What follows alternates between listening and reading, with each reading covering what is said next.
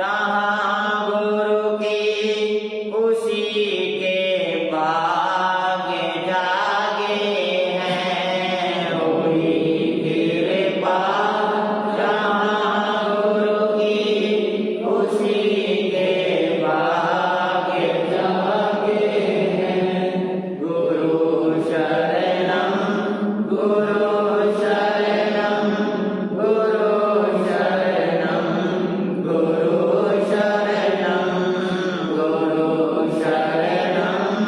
गुरु शरणम गुरु शरणम गुरु शरणम।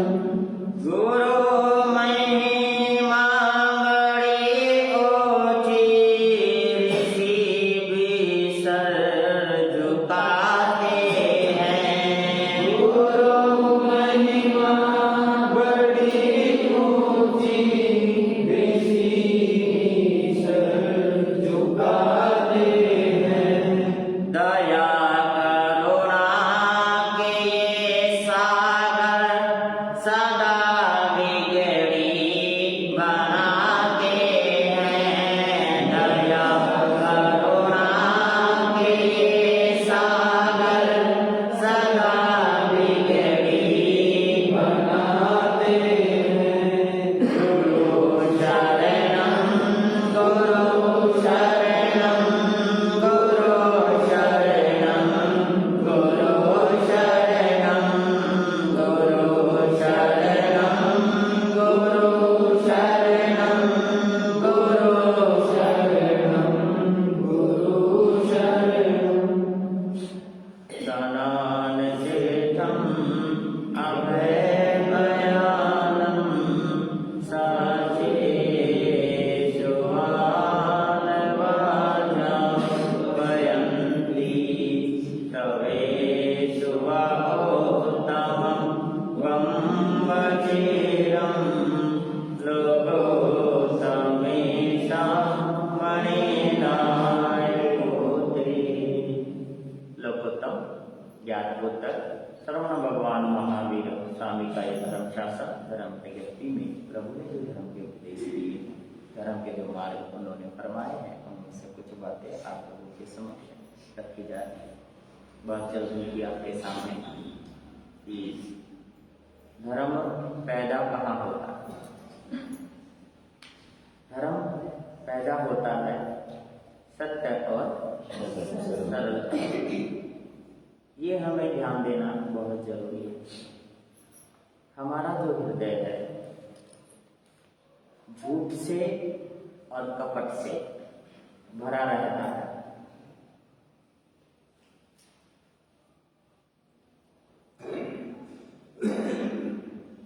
एक कवि ने बात कही है कि साँच बराबर नहीं, साँच बराबर तप नहीं, झूठ बराबर और जाके हृदय साँच है, ताकि हृदय प्रभु ऐसा था कि सत्य से बराबर कोई तप नहीं होता और झूठ से बराबर कोई पाप भी नहीं होता। हृदय सत्यता से भरपूर होना चाहिए। भगवान महावीर के शिष्य हुए एक गौतम स्वामी। उन गौतम स्वामी ने भी एक बार प्रश्न किया था प्रभु महावीर से कि भगवान कहाँ रहते हैं। सवाल किया कि भगवान कहाँ रहते हैं। गौतम स्वामी को भी मालूम था कि जिनसे मैं पूछ रहा हूँ ये स्वयं भगवान हैं, परंतु फिर भी पूछा कि भगवान कहाँ रहते हैं। भगवान महावीर को भी पता था कि मैं केवल ज्ञानी हूँ, मुझे मोक्ष में जाना है, मैं भगवत को प्राप्त हो चुका हूँ, परंतु फिर भी उन्होंने ये नहीं कहा कि मैं खुद ही क्या हूँ, भगवान हूँ। क्योंकि हीरा कभी कहता नहीं कि मैं 1.25 लाख का हूँ। हीरा अपने मुख से अपनी कीमत को क्या नहीं करता, बताता है। तो वही चीजें मैं आपको बताने जा रहा हूँ। गौतम स्वामी ने जब पूछा कि भगवान कहाँ है, तो उस समय भगवान ने अपने मुख से कहा सत्यम शिव भगवान। तो जहाँ सत्य होता है वहां पर भगवान का निवास होता है। सत्य जहां भी होता। अब जहां का मतलब आप ये लगा लो कि सत्य जहां भी, यानी कि किसी भी धर्म में, किसी भी संप्रदाय में, किसी भी व्यक्ति के हृदय में, यहाँ पर जाति पाति कुछ भी नहीं है, ऊंच नीच भी नहीं है, उम्र भी नहीं है, संप्रदाय तो बिल्कुल ही नहीं है। यहाँ पर सिर्फ इतनी सी बात कही गई है, जहां पर सत्य है वहां पर ही भगवान का क्या है? निवास।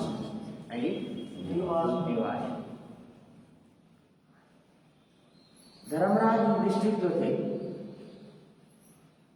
अपने धर्म पर इतने अडिग थे कि सबको सत्य का मार्ग दिखाने वाले थे।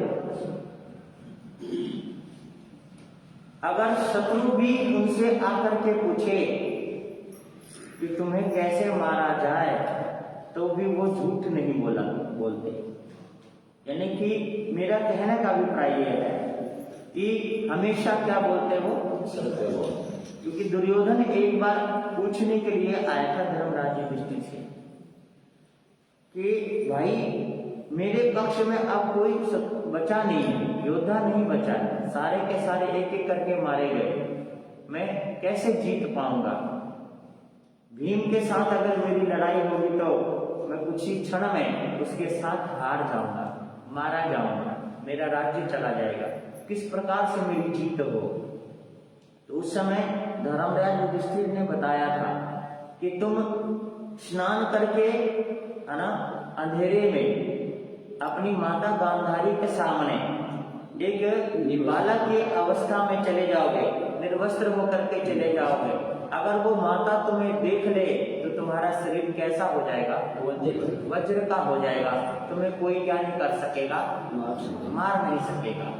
अब आप बताइए कि सत्यता होने के कारण उन्होंने जो सवाल किया, सवाल करने पर उन्होंने सत्य का क्या दिया? जवाब दिया।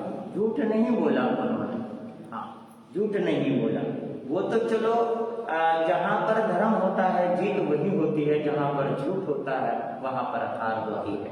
दुर्योधन के पक्ष में झूठ था, कपट था, इस वजह से उसकी हार हो गई और इसी कारण से रास्ते में श्री कृष्ण जी मिल गए।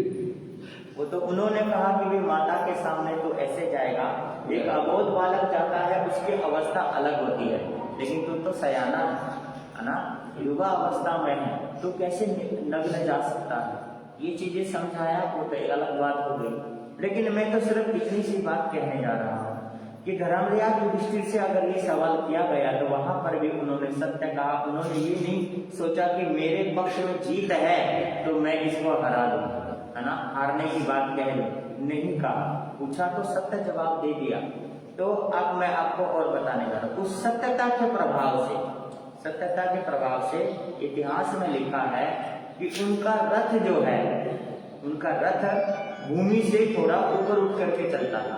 सत्य के प्रभाव से ऐसा होता था।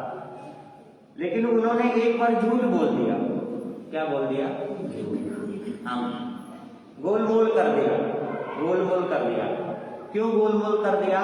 कि जब भीष्म पितामह के जाने के बाद द्रोणाचार्य को जब, है ना, सेना नायक बनाया गया, तो द्रोणाचार्य आंधी और तूफान की तरह युद्ध लड़ रहे थे, तो उन्हें रास्ते से हटाने के लिए, है ना, एक उपाय सुझाया गया कि अश्वत्थामा नाम का एक हाथी है, उसे भीम गदा मारेगा और सारे जने शोर मचा देना।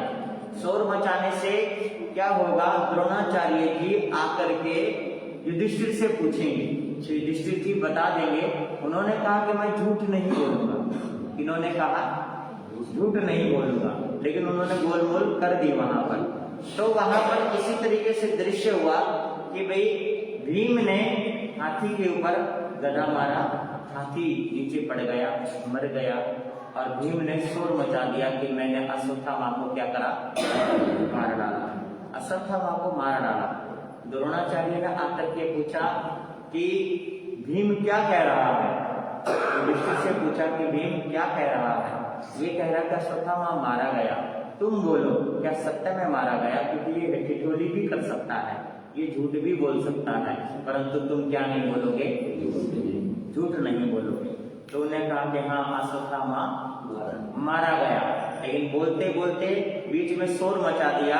बोल रहे थे कि अश्वत्थामा मारा गया, नरो न कुंजरो, है ना, कि नर नहीं, अश्वत्थामा नाम का नर नहीं मारा गया, कुंजर मारा गया। लेकिन वो स्पष्ट रूप से वो बोल सकते थे कि आपका पुत्र नहीं मारा गया, है ना, ये बोल सकते थे। लेकिन कहा कि अश्वत्थामा मारा गया, नरो न कुंजरो, इतना सा उन्होंने कपटपूर्ण झूठ बोला, इसके कारण रथ धरती पर आ गया। अब सोचो कि धर्म का प्रभाव क्या हो गया, कम हो गया। हम लोग जितने बैठे हुए, हम लोग कहीं ना कहीं किसी न किसी कारणवश क्या बोल जाते हैं, झूठ बोल जाते हैं। लेकिन एक चीज और हमें ध्यान में देनी चाहिए कि झूठ हम बोलते हैं, लेकिन झूठ बोलते समय भी सत्य का क्या लेते हैं, हम सहारा लेते हैं। जैसे कि आपको पता है आप झूठ बोल रहे हो, लेकिन साथ में क्या बोलेंगे, भगवान कसम, माँ कसम, है ना, भगवान कसम, माँ कसम, गुरु कसम, धर्म कसम, तेरी कसम। यानी कि व्यक्ति जब झूठ बोलता है, कसम खाता है, तब भी सत्य का क्या लेता है, वो सहारा लेता है। जब सत्य का सहारा लेकर ही झूठ बोलना है तो डायरेक्ट ही व्यक्ति को सत्य बोल देना चाहिए। लेकिन व्यक्ति ऐसा नहीं करता, व्यक्ति झूठ बोलता है, और झूठ बोलने के कारण उसके जीवन में धर्म नहीं होता। अब आप देखिए, ये व्यक्ति कितना ही धर्म कर ले, कितना ही जप कर ले, कितना ही तप कर ले, अगर उसके जीवन में झूठ का निवास है तो वो धर्म भी व्यक्ति का क्या हो जाएगा, जी। हाँ, देखिए मैं आपको एक चीज बता देता हूँ कि एक व्यक्ति किसी संत के पास आया और आकर के बैठ गया, तो संत ने कहा कि भाई तू ना नशा मत किया कर। कहता महाराज मैं तो नशा करता ही नहीं। क्यों, शराब नहीं पीता तो? कहता ना महाराज मैं तो हाथ भी नहीं लगाता शराब के। कहता फिर बीड़ी पीता हुआ? ना महाराज बीड़ी से तो मैं खुद दूर रहता हूँ। फिर तम्बाकू गुटखा खाता होगा?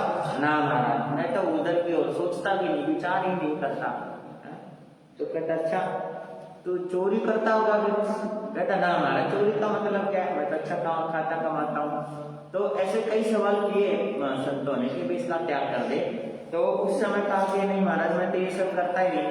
तो उस समय संत ने पूछा कि क्या तेरे अंदर एक भी बुराई नहीं है? समझ रहे हो आप लोग, क्या तेरे अंदर एक भी बुराई नहीं है छोड़ने योग्य? कहता महाराज मेरे अंदर और तो कोई बुराई नहीं, बस एक ही है। कहता क्या? कहता महाराज जब भी बोलता हूँ मैं झूठ बोलता हूँ। कोई बुराई नहीं है, सिर्फ एक ही बुराई है, कौन सा? तो फिर सारी चीज आ गई इसके अंदर। यानी कि अब तक जो भी बोल रहा था, क्या बोल रहा था वो? झूठी बोल रहा था। अब सोचने वाली बात है कि उस व्यक्ति ने कहा कि भाई मेरे अंदर केवल एक ही बुराई है क्या, और वो सबसे बड़ी चीज क्या है जी? उससे बड़ी चीज और क्या लगाएंगे कि उसके अंदर झूठी कूट कूट के क्या है भरी हुई है। तो फिर बताओ तो सत्य कहाँ रह गया? अब सत्य नहीं है तो धर्म भी क्या है जी? नहीं। अब मैं आपको एक चीज और बता, एक श्रावक थे, मतलब एक भक्त थे, भक्त गृहस्थी थे वो, है ना। लेकिन जैसे आप लोग भक्त बोलते हैं तो जैन धर्म में उसको श्रावक बोलते हैं, श्रावक। तो श्रावक थे वो, अच्छे थे वो, और धर्म कर्म को बहुत अच्छे से करते थे। लेकिन लंबे समय तक उन्होंने क्या करा जी, मतलब ऐसी तपस्या करी जिसके कारण उनके हाथ में यश आ गया। तो वो क्या करते थे कि किसी को भी पानी पढ़ के देना या किसी को भी आशीर्वाद दे देना, तो उस व्यक्ति का कार्य हो जाता था। कार्य हो जाता था तो उसकी दूर दूर तक क्या हो गई जी, फैल गई बातें, फैल गई बातें। तो फैल गई बातें, तो कुछ लोग वहां पर आ गए। एक दिन उनसे थोड़ी सी गलती हो गई, मन से क्या हो गई, मन से, तन से नहीं, मन से गलती हो गई। मन में विचार आ गया, ख्याल आ जाता है व्यक्ति के मन में, ख्याल आ गया। तो आए लोग वहां पर, कहते कि भाई आप ऐसा मतलब कि भाई ये व्यक्ति बीमार है और इसका आप क्या करो जी, इलाज करो। तो उस समय उस श्रावक ने कहा कि ये मेरे से नहीं होगा। क्यों नहीं होगा? आपने दूसरों का किया तो इनका भी कर सकते हो। कहता मैं दूसरों का किया पर मैं इनका अभी कर नहीं सकता, मैं फिर कभी करूंगा, अभी नहीं कर सकता। उसने कहा कि नहीं, बीमार तो अभी अभी आप करो। तो कहा कि नहीं, मैं नहीं कर सकता, वो इस कारण से नहीं कर सकता, मेरे से एक गलती हो गई। क्या हो गई? गलती हो गई कि मेरे मन में किसी के प्रति मना भाव गलत हो गया, और गलत होने के कारण मैं इसको अपनी गलती मानता हूँ, और गलती करते हुए मैं भगवान का नाम लेकर के मैं किसी का इलाज नहीं कर सकता, मैं किसी को ठीक नहीं कर सकता। तो उस समय जब सारे लोग थे वहां पर इकट्ठे, तो उन्होंने कहा कि जब आपने गलती स्वीकार कर ली, सत्य बोल दिया है ना, तो फिर तो वो गलती आपकी क्या हो गई है? समाप्त हो गई है। सत्य को स्वीकार कर लिया ना तो खत्म हो गई। तो मेरा कहने का अभिप्राय कि उस समय उस व्यक्ति ने जब उसको जो भी था हाथ लगाया, मंत्र पढ़ा, जो भी था वो ठीक हो गया। ऐसा करने से वो ठीक हो गया। तो कहने का अभिप्राय यह है कि सत्य में बड़ी ताकत होती है, सत्य में बड़ा संबल होता है। तो सत्य, तो हमेशा व्यक्ति को सत्य बोलना चाहिए ताकि उसके हृदय में धर्म रह सके। धर्म क्या हो सके? बस, है ना, धर्म उसके अंदर रह सके, है ना, धर्म आ सके, यानी कि सत्य के भूमि पर धर्म को बोया जा सके, धर्म के बीज को बोया जा सके, है ना, सत्य। इसी तरीके से जैसे सत्य की बात आपके सामने रखी, ऐसे ही सरलता। अब सत्य और सरलता दोनों जैसे एक जैसा लगता है, परंतु सत्य अलग चीज है, सरल हृदय हमारा कैसा हो? सरल हो। क्योंकि बहुत सारे ऐसे व्यक्ति हैं जिनका हृदय सरल नहीं होता, वो अंदर ही अंदर कोई ना कोई षड्यंत्र क्या करता रहता है? रचता रहता है, षड्यंत्र रचता है। किसके लिए? दूसरों के लिए। जब दूसरों के लिए वो षड्यंत्र रचता है तो उसके अंदर सरलता खत्म हो जाती है। सरलता खत्म हो जाती है तो हृदय से धर्म भी क्या हो जाता है? खत्म हो जाता है। बाहर से व्यक्ति कितना ही धर्म करे, है ना, कितना ही धर्म करे, कितना ही पुण्य करे, कितना ही त्याग करे, अगर सरलता नहीं है उसके अंदर तो उसके अंदर कुछ भी है ही नहीं उसके अंदर। इसलिए एक चीज आपने सुना होगा, एक गाना चला था पहले, गाना धार्मिक टाइप में ही है वो गाना, बहुत सुना होगा आप लोगों ने। और आजकल तो खैर वो चीजें कोई सुनता नहीं है, लेकिन बहुत अच्छी चीज है। मैं आपको बोलता हूँ, आप भी बोल के देखना। सजन रे झूठ मत बोलो, सुना है ना आप लोग? आप बोलो, आप लोग बोलो, सारे जने बोलो। सजन रे झूठ मत बोलो, खुदा के पास जाना है, न हाथी है न घोड़ा है, वहाँ पैदल ही जाना है। सजन रे झूठ मत बोलो। अब ये जो चीजें हैं ये इसलिए कहा गया है, ये जो चीजें इसलिए कहा गया है कि हम उन चीजों को नहीं समझ पाते। कभी ने अपनी भावना रखी, कभी ने अपनी बात रखी, हम उन चीजों को समझ नहीं पाते। कि कभी ने अगर कोई बात कही है उसको बड़ी गहराई से हमें विचार करना चाहिए। और साथ में ये चीज भी तो कहती गई है ना कि भाई ना हाथी है ना घोड़ा है, क्योंकि परमात्मा के दरबार में जाने के लिए कैसे जाना है? पैदल, पैदल ही जाना है। और साथ में कुछ भी साथ में जाना नहीं है। झूठ कपट से जो कुछ भी आप जोड़ रहे हो, झूठ और कपट से जो कुछ भी आप जोड़ रहे हो, धन है, दौलत है, परिवार है, जमीन है, ठगी करके, जैसा भी करके आप सभी इन चीजों को इकट्ठा कर रहे हैं। जो द्रव्य है आपका, वो आपके साथ में एक तिल का भी साथ में जाना नहीं है। तिल का भी साथ में नहीं जाएगा, वहां अकेले ही जाना है। तो फिर झूठ और कपट साथ में लेकर के क्यों जाना? सत्य बोले, जब भी बोले कैसा बोले? सत्य, सत्य बोले। और हृदय को क्या रखे? साफ सुथरा रखे, है ना, साफ सुथरा रखे। तो उसके लिए एक पंक्ति और सुना दें आप लोगों का, थोड़ा सा कर लेना आप सब, समझ में आ जाएगी। बैठे अकेला दो घड़ी, कभी तो प्रभु को ध्याया कर। बैठे अकेला दो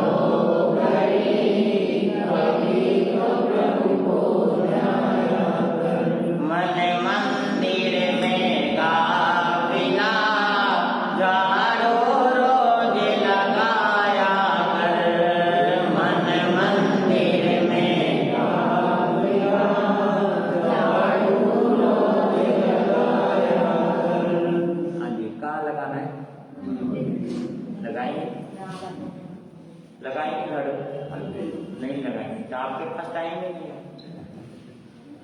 आपके पास टाइम ही नहीं है कि मन को भी थोड़ा सा क्या कर ले, साफ कर ले। मन को मैला करने का टाइम तो है आपके पास, बहुत टाइम है, और रोजाना का रोजाना मन मैला हम करते ही रहते हैं। छल से, कपट से, निंदा से, चुगली से हम अपने मन को रोजाना ही क्या करते रहते हैं, मैला करते रहते हैं, गंदा करते रहते हैं, लेकिन उसे साफ करने का हमारे पास समय नहीं होता। तो कभी कभी तो समय निकालना पड़ता है। घर की सफाई रोज करो, तन की सफाई रोज करो, कभी कभी मन की भी क्या कर लो, सफाई कर लो, क्योंकि मन साफ हो जाएगा आपका, है ना। और आपको और बता कि मन जो है, आप ये सोचो कि यहाँ आने से मन साफ हो जाएगा, नहीं। कहीं और जाने से मन साफ हो जाएगा, नहीं। तीर्थ का स्नान करने से मन साफ हो जाएगा, नहीं। मन को तो आप एकांत में बैठ करके जब आत्म चिंतन करेंगे तभी जाकर के आपका मन क्या होगा, साफ होगा। आत्म चिंतन किए बगैर मन साफ नहीं होगा। मन में कपट भरा है, मन में बुराई भरी हुई है, तो मन कैसे साफ हो सकता है। तो इसी वजह से यहाँ पर आने के बाद भी अगर आपके मन में बुराई भरी होगी तब भी आपका मन क्या नहीं होगा, साफ नहीं होगा। और इसलिए यही कारण था कि मंथरा जो है कितने समय तक, है ना, राम के चरणों में रही थी। मंथरा कितने समय तक वहां पर रही थी अयोध्या नगरी में, उसके बावजूद भी उसका मन क्या नहीं हो सका। तो इसलिए मैं आपको ये चीजें आपको बताने जा रहा हूँ कि कितना ही कोशिश कर लो, है ना, धर्म स्थान पर रहने से मन साफ नहीं होता, बल्कि अपने आप में आप अपने आप को मन साफ करने का प्रयास करेंगे तब जाके आपका मन साफ होगा। अन्यथा मन में रोजाना ही छल और कपट भरता ही जा रहा है, नहीं भरता ही जाएगा, नहीं भरता जा रहा है, हो रहा है, आपके मन में भर रहा है, कहीं ना कहीं छल कपट आपके मन में आ रहा है। और छल कपट आने के कारण ही बहुत बार आप एक दूसरे से नजरें भी क्या नहीं कर पाते, मिला नहीं पाते। झूठ और कपट के कारण आप नजरें नहीं मिला पाते। सज्जनों, आप लोगों को ये सोचना चाहिए कि कम से कम सामने वाले के साथ इस प्रकार से धोखाधड़ी ना करे, निंदा चुगली ना करे, ताकि आपको नजरें मिलाते हुए भी शर्म आए, है ना। क्योंकि आप सभी बातें कहने में, नजरें मिलाते समय शर्मिंदगी महसूस करते हैं, और वही व्यक्ति करता है जिसके हृदय में छल और कपट क्या हो, भरा हुआ हो। अन्यथा साफ हृदय वाला व्यक्ति, उसको क्या डर और क्या भय है जी। साफ हृदय वाला, जिसके अंदर सत्य है, जिसके अंदर सरलता है, साफ हृदय है, उसे बात कहने में या बात सुनने में या सामने जाने में क्या भय और क्या डर, बताओ। जिसने खोटा किया होगा उसी को तो क्या होगा, डर होगा।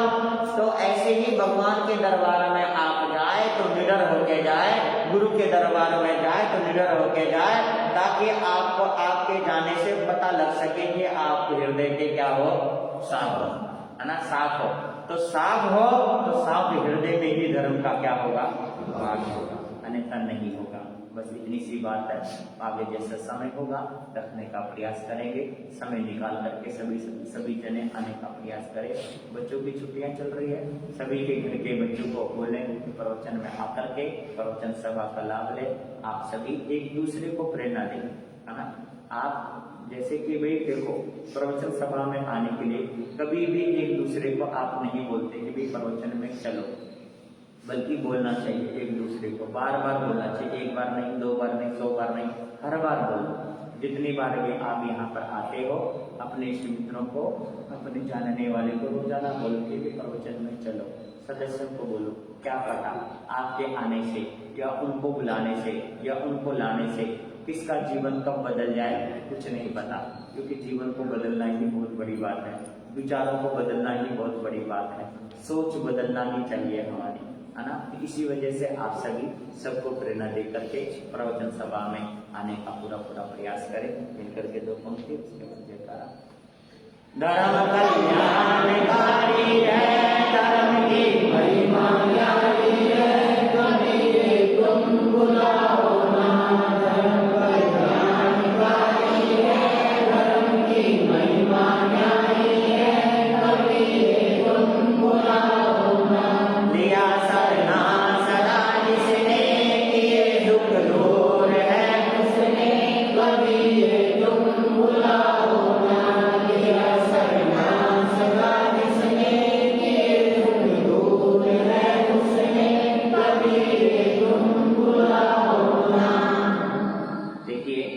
आप ही लोग दोहराते हो। बस इसको थोड़ा सा भीतर जरूर उतार लो कि जो व्यक्ति धर्म की शरण में चला जाता है उसके सारे के सारे दुख क्या हो जाते हैं, दूर हो जाते हैं। इसलिए धर्म की शरण में व्यक्ति को आना ही चाहिए। अपने अपने स्थान पर खड़े होकर जयकारा बोलेंगे।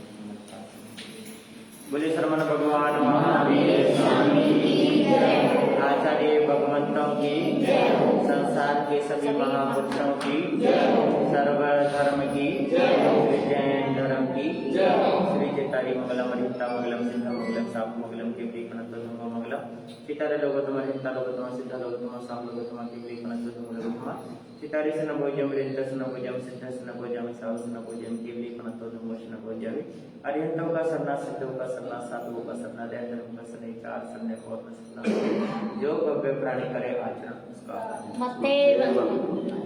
बोल श्री सुरेंद्र मुनि महाराज